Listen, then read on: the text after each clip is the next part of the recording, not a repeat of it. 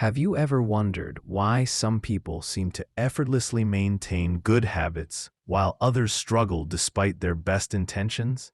What if I told you that the secret to lasting change isn't about motivation or willpower? It's about understanding how habits really work. Welcome back to the channel.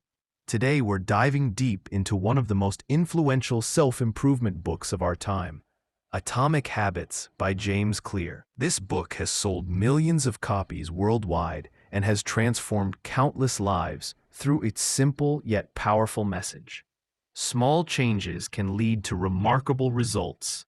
James Clear defines atomic habits as tiny changes that seem insignificant on any given day, but compound into extraordinary outcomes over months and years.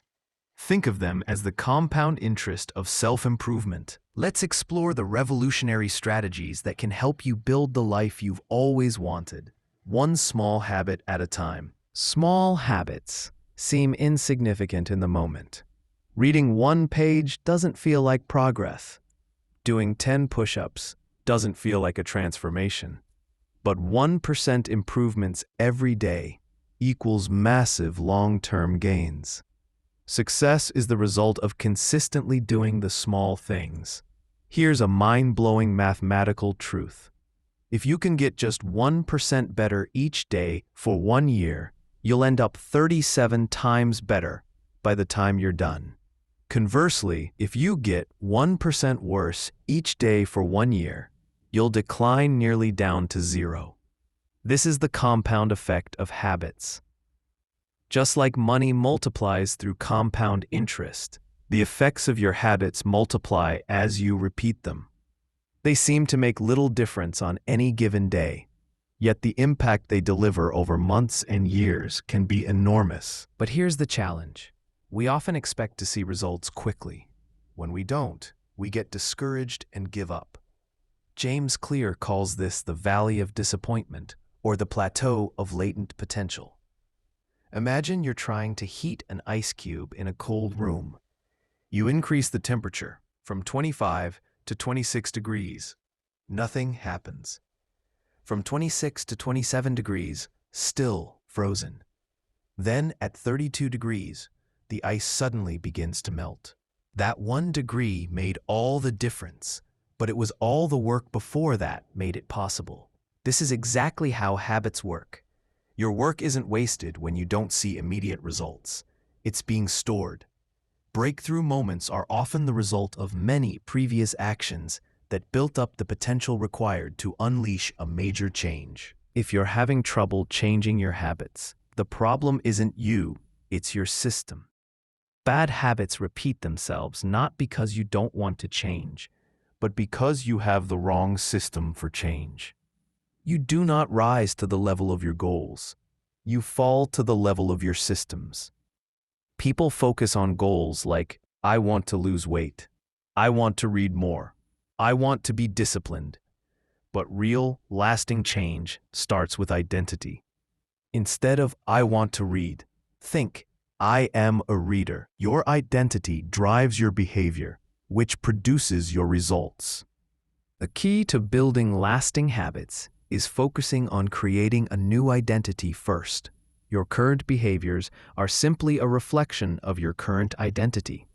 What you do now is a mirror image of the type of person you believe that you are. There are 3 levels of change: outcome change, what you get; process change, what you do; and identity change, what you believe. The most effective way to change your habits is to focus not on what you want to achieve, but on who you wish to become.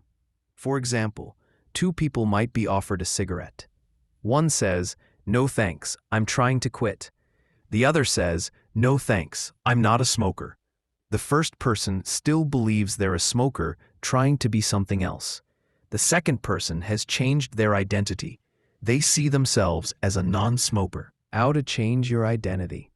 Changing your beliefs isn't as hard as you might think. There are 2 steps. Decide the type of person you want to be. Prove it to yourself with small wins. Every action you take is a vote for the type of person you wish to become. No single instance will transform your beliefs, but as the votes build up, so does the evidence of your new identity. Before we dive into the 4 laws, let's understand how habits work. The process of building a habit can be divided into 4 simple steps: cue, craving, response, and reward. The cue triggers your brain to initiate a behavior. The craving is the motivational force behind every habit. The response is the actual habit you perform. The reward is the end goal of every habit, which satisfies your craving. These 4 steps form a neurological feedback loop that ultimately allows you to create automatic habits. Clear transforms these steps into a practical framework called the 4 laws of behave. The first law focuses on making the cues of your good habits obvious and the cues of bad habits invisible. Implementation intentions. Many people think they lack motivation, when what they really lack is clarity. Instead of saying, "I want to exercise more," use this formula. I will behavior at time in location. For example, I will meditate for 10 minutes at 7 a.m. in my bedroom. Habit stacking. This powerful technique involves pairing a new habit with an existing one using the formula. After current habit, I will new habit. For example, after I pour my morning coffee, I will write in my journal for 5 minutes. The genius of habit stacking is that it uses the momentum of one habit to trigger the next. It's based on the Diderot effect, the tendency for one action to trigger a chain of related actions. Environment design. Your habits change depending on the room you are in and the cues in front of you. Environment is the invisible hand that shapes human behavior. A famous study at Massachusetts General Hospital demonstrated this perfectly. Without saying a word to anyone, researchers simply placed bottled water in more visible locations in the cafeteria. The result? Soda sales dropped by 11.4%, and water sales increased by 25.8%. People often choose products not because of what they are, but because of where they are. If you want to build better habits, design your environment to make the good choices obvious. Want to read more? Place a book on your pillow. Want to exercise? Put your workout clothes out the night before. Inversion. To break bad habits, make the cues invisible. Remove temptations from your environment. If you watch too much television, unplug it after each use. If you spend too much time on social media, delete the apps from your phone. The more attractive an opportunity is, the more likely it is to become habit-forming. This is because dopamine is released not only when you experience pleasure, but also when you anticipate it. Temptation bundling. This strategy links an action you want to do with an action you need to do. The formula is, after habit I need, I will habit I want. A brilliant example is Ronan Byrne, an engineering student who connected his stationary bike to his laptop, so Netflix would only play when he was cycling at a certain speed. He made his exercise habit more attractive by bundling it with something he wanted to do. Other examples include only listening to your favorite podcast while doing household chores, or only watching your favorite show while on the treadmill. Third law states that many people think they need more motivation when what they really need is to remove friction. The easier a habit is to do, the more likely you'll stick with it. The 2-minute rule. When you start a new habit, it should take less than 2 minutes to do. You'll find that nearly any habit can be scaled down into a 2-minute version. Read before bed each night becomes read 1 page. Do 30 minutes of yoga becomes take out my yoga mat. Study for class becomes open my notes. Run 3 miles becomes tie my running shoes. The idea is to make your habits as easy as possible to start. This creates what Clear calls a gateway habit. Once you've started doing the right thing, it's much easier to continue. The first 2 minutes simply need to get you showing up. We are more likely to repeat a behavior when the experience is satisfying. This is the final law that turns habits into permanent changes. Immediate rewards. The human brain evolved to prioritize immediate rewards over delayed rewards. What is immediately rewarded is repeated. What is immediately punished is avoided. The problem with many good habits is that the immediate outcome often feels like a cost. Going to the gym is tiring. Saving money means spending less now. The costs are immediate, but the rewards are delayed. This is why so many good habits are difficult to stick with.